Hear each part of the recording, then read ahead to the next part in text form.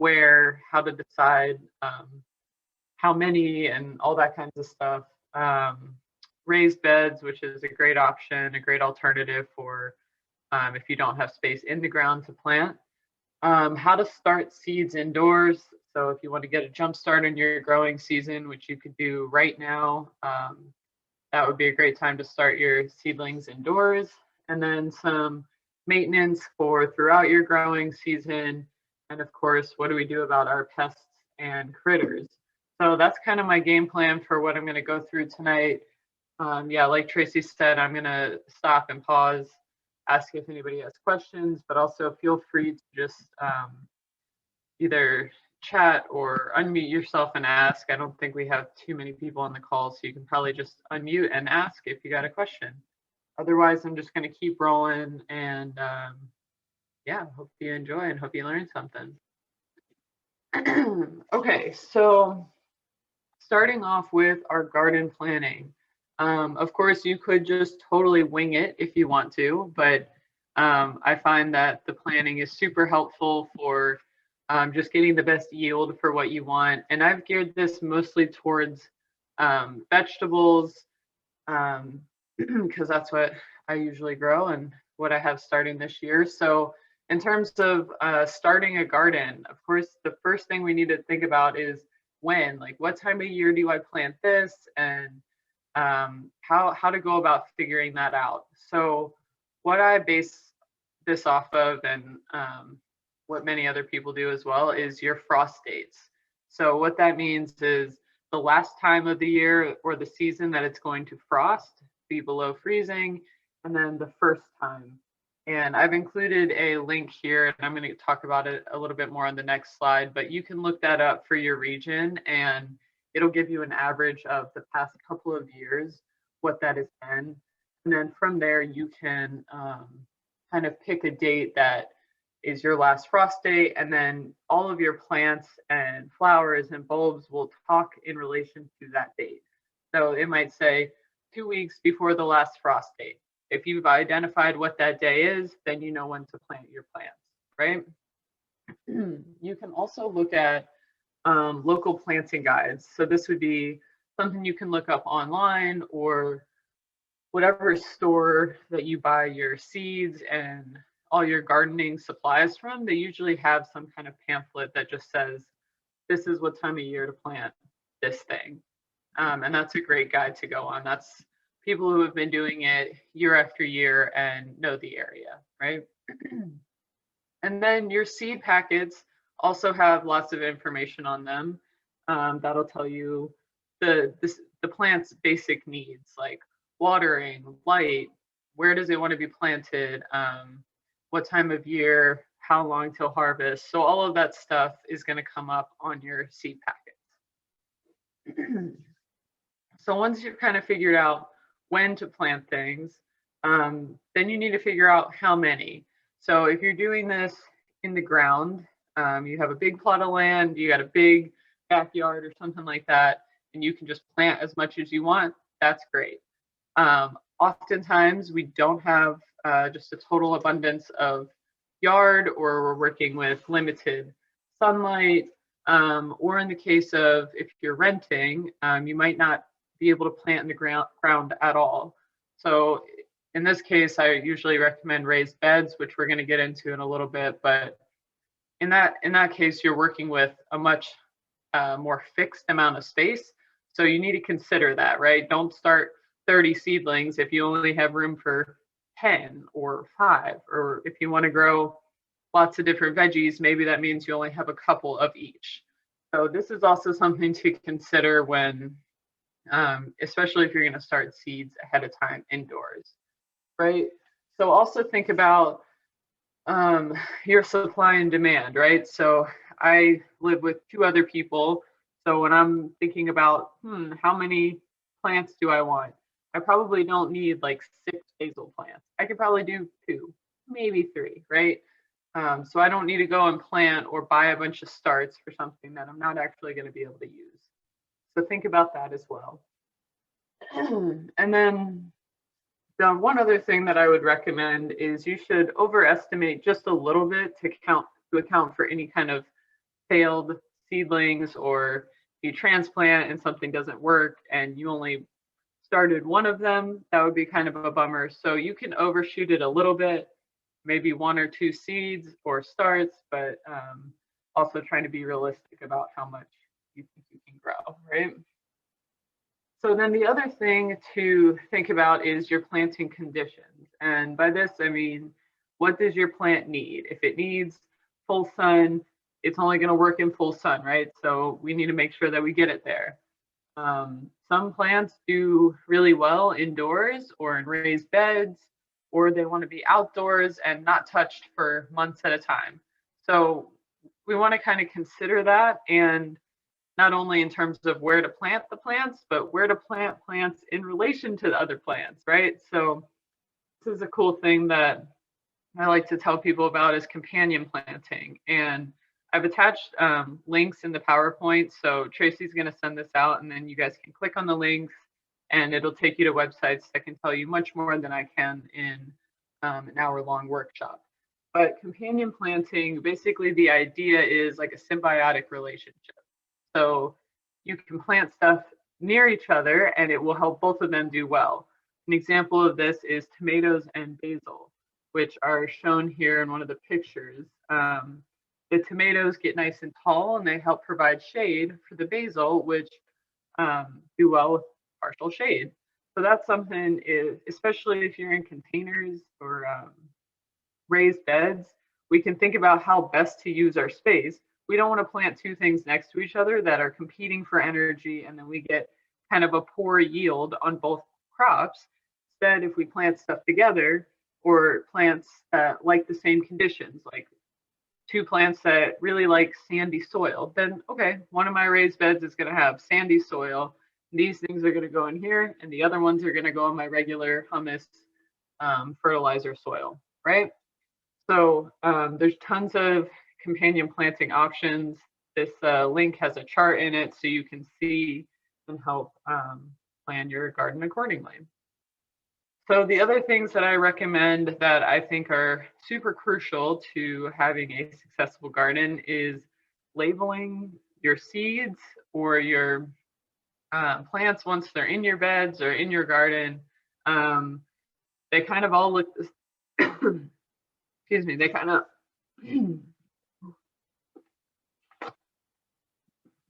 they can kind of all look the same, especially when they're seedlings and just getting started.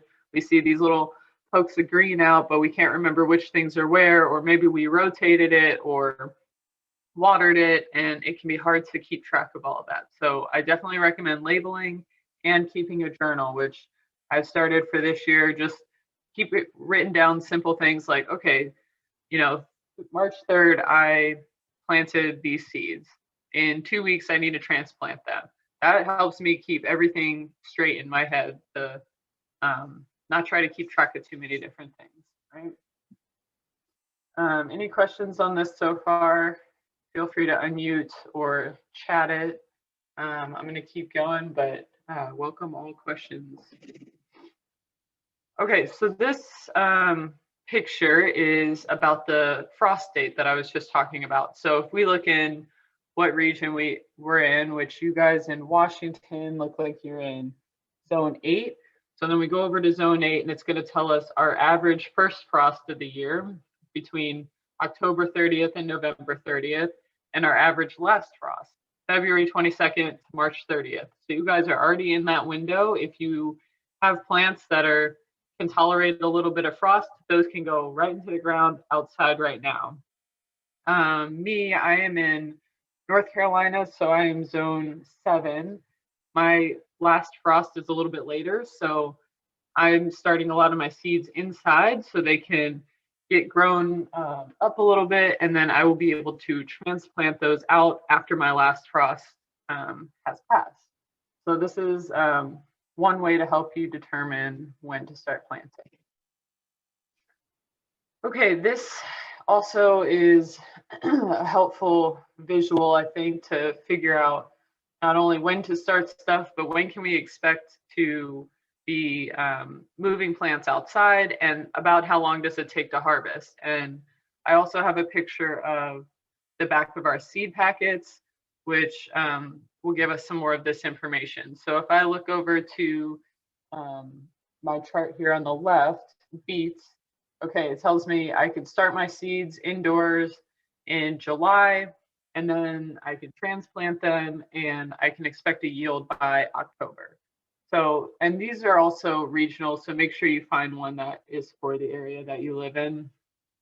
It's not necessarily the same, but on my seed packet, right on the front, it's telling me, okay, it's a cool season plant, 65 days. That gives me some kind of idea. I'm not going to plant a beet and have, beets to eat for the next couple of weeks. I have to wait a little bit for that. It also tells me lots of information on this picture on the right, how deep I should plant my seeds, how far apart, how far in between rows, lots of tips and what to expect. It also tells you, there's of course options for all of these. I could start them inside, I could start them outside. It's going to tell me which one is recommended for the seeds that I got. So these beets, it's recommended that I start them outside. Well, that makes sense. So I'm probably going to go with whatever the packet is telling me because, they're the ones who have produced these and seen how they work. So it's always best to follow that advice, right? Okay, so for lots of seeds, you can start them indoors ahead of time. And this is helpful, one, if like me, you're trying to get a jump start on your season by starting these plants a few weeks ahead, then I can get more yield out of my limited growing season, right? The other cool thing about this is I can do what's called succession planting, which I'll talk about in a little bit. But basically, if I want to have a more or less continuous supply of something like lettuce, something that I'm going to eat, regularly and can go through pretty quickly, I'm going to keep starting seeds throughout the season. And then once I've harvested a plant, I can plant more seeds in that spot. So this is another great option for having an indoor seed setup. So what you're going to need for this is some kind of container that you can grow these plants in. And you can go out to the store and you can buy a bunch of stuff.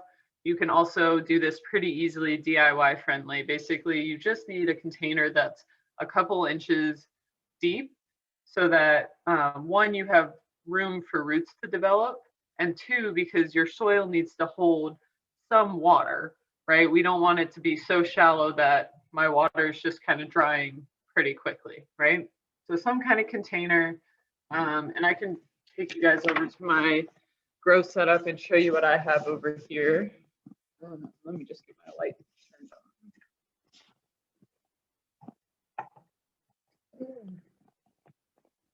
on. Oh. So this is my light setup in here. And let me know if my sound starts to go. And what I've used is these little seed trays. And these I just found in my garden store that I got all of my garden setups. I did a local store this year, so I don't think that'll work for Washington, but I got these seed trays and it's made for just this, planting little seedlings. It's about 2 inches deep and they come in big sheets and you can just get as many as you need. That's what I'm using. And then I also have a bigger tray, and this is helpful for holding all of these little smaller seedling containers. And it's also helpful for just catching any extra water if you want to, just spray over the whole thing. That's an option. The other option for watering, besides the Mister bottle, this is what I recommend because it's super gentle for your new seedlings. So this is just a little Mister bottle. The other option is you can do what's called bottom watering, which is I would just put water in the bottom of this tray and then put all of my seedlings in it, and they will soak up as much water as they need. And you should leave them in until just the top of them starts to look a little bit wet. That means they've soaked up, but it's not going to be drowning, which we could easily do by just dumping too much water on it, right? So that's another good option that's pretty gentle for new plants, right? So we got our seed trays. The other thing you need is some kind of soil mix. So I got this from our local garden store as well, and it's just a seedling mix, which I don't know totally all the soil science behind it, but this is probably just the way to go to get a mixed bag that's going to contain some basic nutrients to get started. It'll have a kind of a mixture of soils that will hold water and also let water drain. We don't want it too heavy on either side. If the soil is super sandy, like rocky, the water's going to run right through. If it's really rich and dense, like humus kind of material or composition, then it's going to really, really hold water and saturate it. So this has got kind of a blend that's got elements of both, which is why it's recommended for a seed starter, right? And then you, of course, will need your seeds, which since we've already done our garden planning, we know what we want to grow. I'm going to get all my packets ahead of time and then flip to the back to get some, start to see, to get all of my extra information I need. And that's going to tell me more about how many I should plant and all of that kind of stuff, which we just kind of went through. And here's also a kind of what my planting guide looks like. So I don't know if you guys can see that, but basically it's got the name of the plant, the date range that I should start it in, how many days until it's mature, all of that information, and I got that in my garden store as well. So with your indoor setup, I'm going to go through some more of this in the next slide. This is basically what mine looks like. I've done it just on a table, and I have this hanging light, which I'm going to show you in the next slide. And then I can put all of my seedlings, enough for a few trays underneath it. And then I have my light on a timer. So it's going to come on and off without me having to come in and plug it and unplug it every so often. And I have a bunch more information here about how much light and water and all of that. Some of it's going to be seed specific, but basically once your seeds have blossomed isn't the right word, but once they've you can see a plant starting to form, then it's no longer in the germination stage. Then it is called a seedling, which means it's basically the beginning of a plant. That's when it really needs a lot of hours. So you can basically leave it on 12 to 16 hours a day, like from when you wake up to when you go to bed. You can leave light on it and then it'll be growing like crazy. So the other thing to consider when we are growing our seeds indoors, obviously they will need to have some kind of transition before they can just be totally ready to be successful outside. And this is a process called hardening, which I've briefly talked about down here. But basically, I'm going to start transitioning my plants to getting used to the outdoors by just bringing them outside for a few hours at a time. This is going to let it get used to whatever the temperature is outside, wind, rain, that kind of stuff. Let them just kind of toughen up a little bit. Then I'm going to transplant them into my raised beds, which I would definitely recommend this for having some successful transplants, right? Okay, so one of my most, I guess, skeptical questions I get about starting seeds indoors is, like, can it do it without natural light? Like, the plant, it's meant to be outdoors.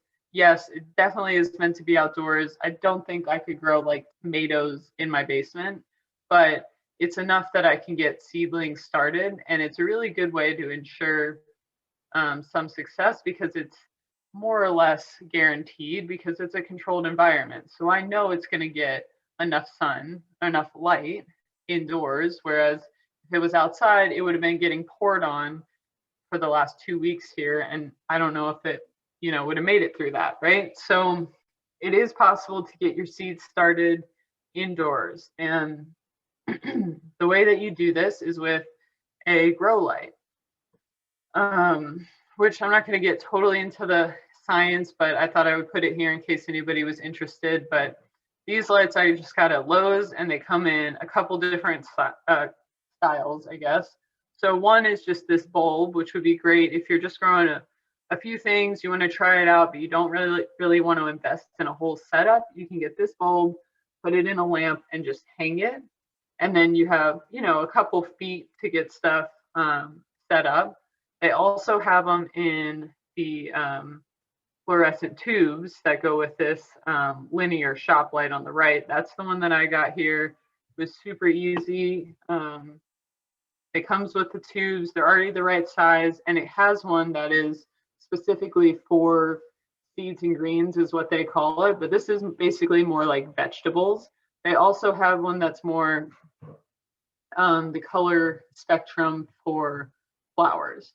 So that's going to be more of the purple red end of the color spectrum, which, yeah, again, I don't totally know all the science, but it seems to be working for me. So that's what I would recommend. And this just basically gives it a little bit more than a bright fluorescent light, right?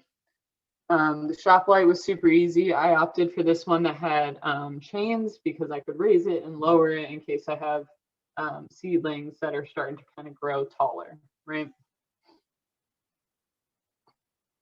Questions on any of that? I'm about to get into garden beds, which is a slightly different topic, but yeah, you guys could invest in this pretty easy. There's cool DIY stuff for seed setups. I've seen them like on bookshelves and stuff. So lots of options, especially in tight spots, right? Okay, so I'm going to go into garden beds next. And these are the ones that I made for the garden this year. Tons and tons of options for raised garden beds. So I kind of included my measurements and plans in case anybody wants to do something like this or alter it to fit your needs or fit your spaces. But basically I built these so that they could be transportable. You could build longer ones, that would be less mobile, but I built these so that I could pick them up and move them. One, because I am renting and can't leave them here. And two, because I don't totally know what the sun is like in my yard. So I wanted the option to be able to move these if, they were in a spot that didn't work. They would be heavy filled with soil, but it's definitely doable, right? So that's why I have the handles and kind of why I picked this size. Most of the stuff that I'm growing, I can fit 2 rows inside this. So that's how I kind of guessed my size. The only thing I would say about garden beds is you really don't want anything more than 4 feet wide. So you can go, as long as you want, but really past 4 feet, you won't be able to reach in and, water it, fertilize it, do any kind of weeding or harvesting. So that's really the only kind of restriction that I would say is just, watch your width on the beds. And then also just be careful of how high you build them because soil can get pretty heavy. So you don't want to have anything that's like 6 boards off the ground, stuck really tall. There's a good chance that you'll have problems with it kind of caving out. So that's the only thing that I would advise against for the garden beds. So for mine, I put a bottom in it, again, just so I can move it. If you wanted to just do this for a more stylistic approach, you could just put these directly on the ground with no bottom and just put soil in and then, do your garden thing, right? But I did put a bottom in mine, so I just attached a little ledgers underneath and then cut a plywood bottom, which I forgot to take a picture of before, but I just put the plywood in and I drilled a bunch of holes in it so that water could drain out. And then I filled them with soil once they were in place in my yard, filled them with soil. And then I just kind of observed that for, a couple of weeks. I still don't have anything planted in them yet, but I wanted to make sure that it did indeed drain enough. If for some reason it was like puddling up with water, then I would need to drill some more holes in the bottom of that.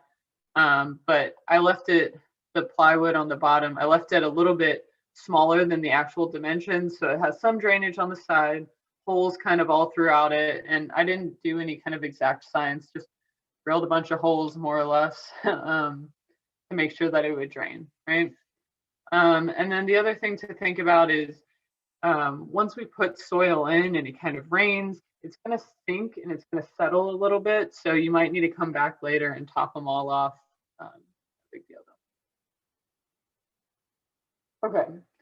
So another kind of common question that I get is, for raised beds or, gardening in general, for vegetable gardening is, should I use pressure treated lumber or not pressure treated lumber? And I've kind of put my thoughts on the slide here, but based on, my personal thoughts and what I've read online, pressure treated lumber is obviously great for outdoor use. A lot of our decks and stairs and stuff like that, they're pressure treated because it's meant to, be more water resistant, sun resistant, stand up better over time. Which is great for certain applications, but it achieves this most likely, unless you have cedar, it's not natural. It's pumped full of chemicals, which, again, is great for the purpose that it serves, but is not necessarily what you want to be eating. So if you're doing a flower garden and, you don't really care about like ingesting those chemicals, that can be fine, but for food, I definitely do not recommend pressure treated, chemically pressure treated wood. So non-treated wood is okay for a few years, but it does have a shelf life. So if I just use, regular 2x4s or 2x6s, it is going to last me a couple of years, but I'm going to have to rebuild that eventually. It's going to start to rot. It's going to soak up a bunch of water and start to decay over time, which, it'll cost you time to redo it, money to redo stuff. So a great alternative that I found this year was using a natural wood sealer. Oops, sorry. A natural wood sealer. So this I got from Green Building Supply, which I think I put, yep, the link is on the bottom of the screen here. And this is a natural coating. The whole company, Green Building Supply, they do, eco-friendly, low VOC stains, more natural, less chemically than a lot of other options on the market. It is kind of pricey, but I did another project with this, so I thought I would try it with my garden beds, and so far so good. But basically, this is a waterproofer that works from the inside out. So it's infused with juniper, and it basically like soaks into the wood and seals it from the inside, which is pretty cool. So after I've painted this on, it doesn't leave any kind of top coat or shine. So that means it's going to let my wood still weather naturally in terms of like darkening in the sun, but it's not going to decay nearly as fast as a natural would. And it's not full of toxic chemicals that I'll be eating when I eat my vegetables, right? So this is kind of a cool alternative you could look into. And the website's got lots of cool options. So even if you're looking for another project. Okay. So another thing to think about for our garden is, how do we control for our pests and critters? So one cool option to help with lots of different things is called row cover. And basically this is kind of like a thin meshy material, and it's gonna gonna help us with pests. So it's got holes, but very small. So it's gonna help a lot of bugs from getting in that could be eating our leaves, like beetles or aphids, right? It's gonna keep some of those critters out, but it's still gonna let in sunlight. So that's a great option to put that over a crop area to help control for pests. And it's also going to help us control the temperature. So it's going to be letting some sun in, but it is also a little bit of a shader. So if I'm, dead heat of summer, maybe my plants are like scorching in the sun. This is going to let a lot of that light in, but take off that, kind of sharp edge that the sun has on our plants and our grasses sometimes. Going to take that, kind of soften that a little bit. And it can also help on the backside of that for frost. So it kind of insulates a little bit, not a lot. We're talking a couple of degrees here, but if we have an unexpected late frost in the season and we have some of this, it's really easy to just throw it over our stuff and give it a little bit of extra protection, right? Let's see, and then, sorry, I have to keep moving this video thing around.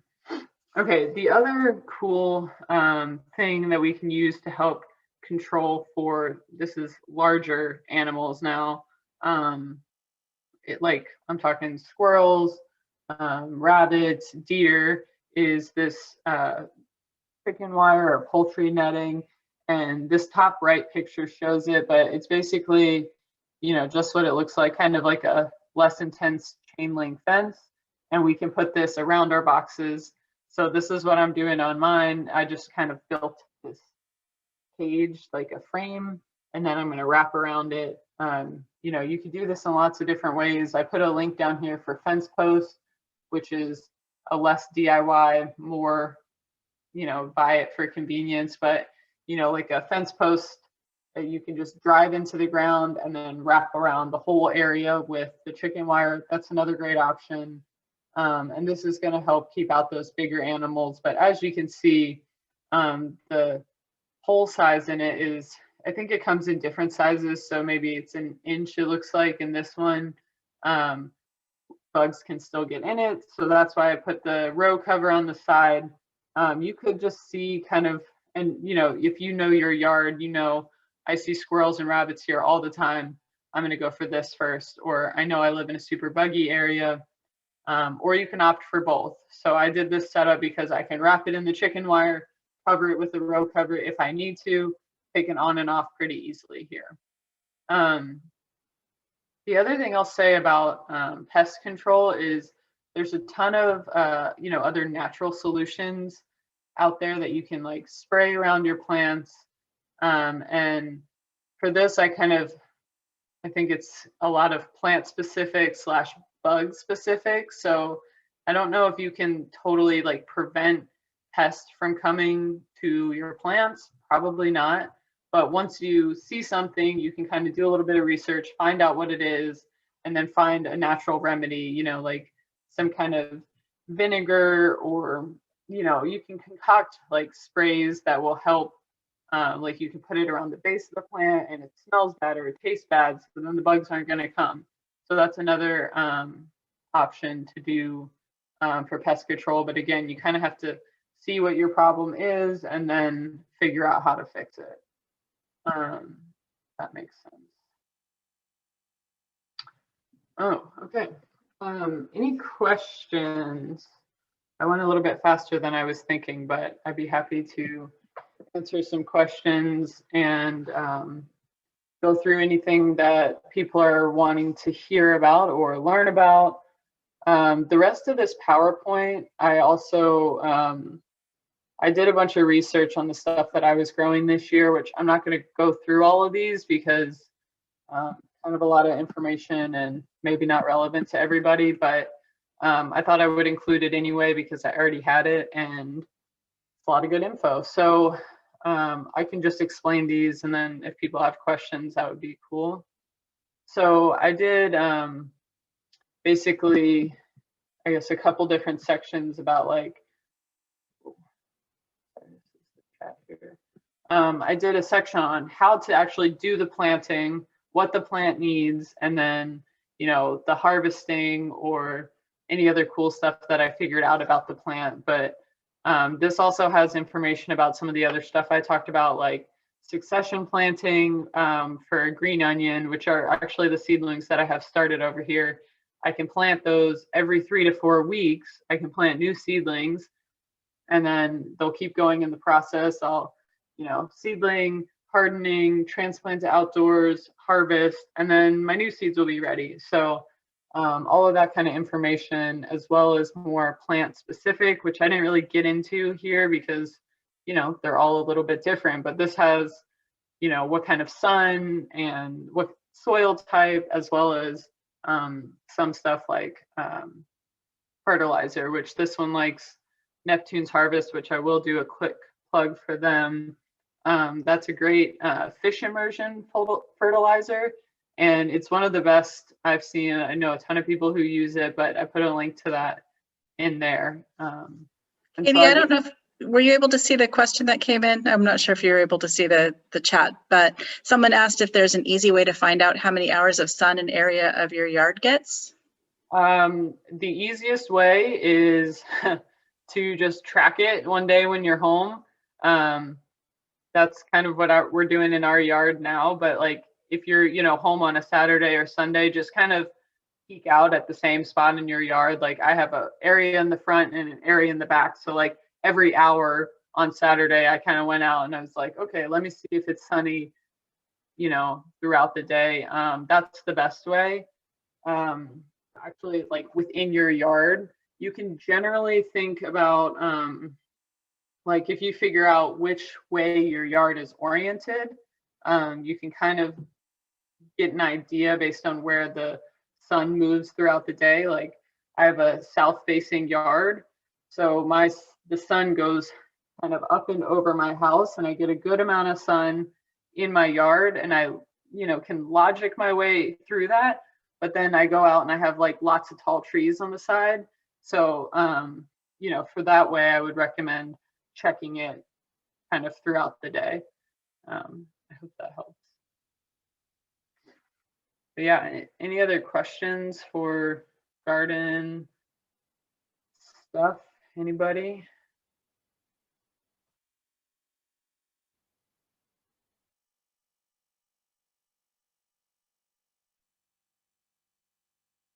Yeah, cool. Yeah, I hope you get lots of sun. There is plenty of shade plants as well. So you're not doomed if you have a lot of shade in your yard. The other cool thing is a lot of these plants, maybe not these ones specifically, but a lot of like kind of leafy, hardy greens do really well even throughout the winter. So be thinking about that if you feel a little bit overwhelmed about planning your spring garden. It's never too early to start thinking about, you know, fall garden on the other end, but that would work in the same way. Like whatever your first frost of the fall is, you can work with that date to kind of plan, okay, I want to start things a couple weeks before that, let them kind of get used to the cold as it gets colder throughout the year. And then you can have, you know, kale and lettuce and I think maybe arugula or spinach, I don't know, one of the other green veggies. You can have that throughout the winter. So another good option. Yeah, any other questions, guys? That was a little bit shorter than I thought it might be, but I'm happy to answer questions. And again, Tracy's going to send out this email that's got lots more info about more specific plants. So yeah, any other questions? Really thorough job, Katie. You did great. It's definitely springtime here, so it's starting to feel like it in the last couple of days. I think everybody's eager to get stuff out. Jody asked if we'd be sending out the slides too. Yep, we'll be sending the slide deck. Yep. Slides are going out, and I think recording of the workshop as well. Correct. Yeah, we're gonna hit spring here as well. So